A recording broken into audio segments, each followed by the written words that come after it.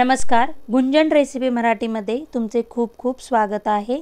आज आपण उपवासाची भाजणी ही रेसिपी पाहणार आहोत। ज्या वाटीने मी भगर घेतलेली आहे त्याच वाटीने मी राजगिऱ्याचं 1 वाटी राजगिरा, 2 वाटी भगर, अर्धी वाटी साबुदाणा घेतलेला आहे। आता मी गॅसवर पॅन गरम करायला ठेवलेला आहे। आपला पॅन गरम झाला की त्याच्यामध्ये मी 5 मिनिटं भगर भाजून घेणार आहे। भगरला आपण वरईचे तांदूळ देखील म्हणतो। छान अशी आपली भगर भाजली गेली। एकसारखे हलवून आपण गॅसची फ्लेम लो टू मीडियम ठेवूनच ही भगर आपण भाजून घेणार आहोत। छान अशी आपली भगर भाजली गेली की आपण ती काढून घेऊया आणि त्याच पॅन मध्ये मी आता राजगिरा भाजून घेणार आहे।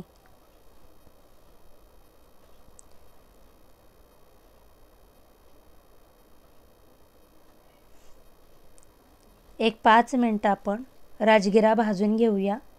छान असा आपला राजगिरा भाजून झाला की ज्यामध्ये आपण भगर काढलेली आहे त्याच्यामध्येच आपण हा राजगिरा देखील काढून घेऊया।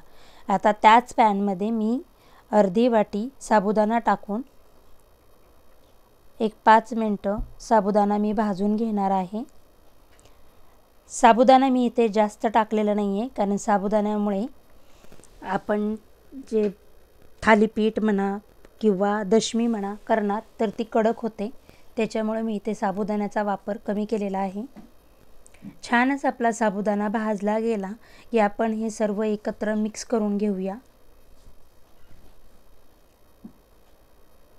छान असे मिक्स झाले की 15 ते 20 मिनिट मी हे थंड करायला ठेवणार आहे।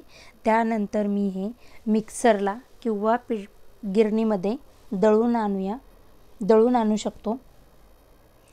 तुम्ही पाहू शकता छान अशी आपली उपवासाची भाजणी तयार झालेली आहे।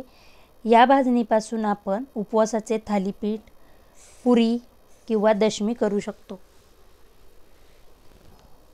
तुम्हाला जर माझे व्हिडिओ आवडत असतील तर प्लीज लाईक, शेअर, सबस्क्राइब करा।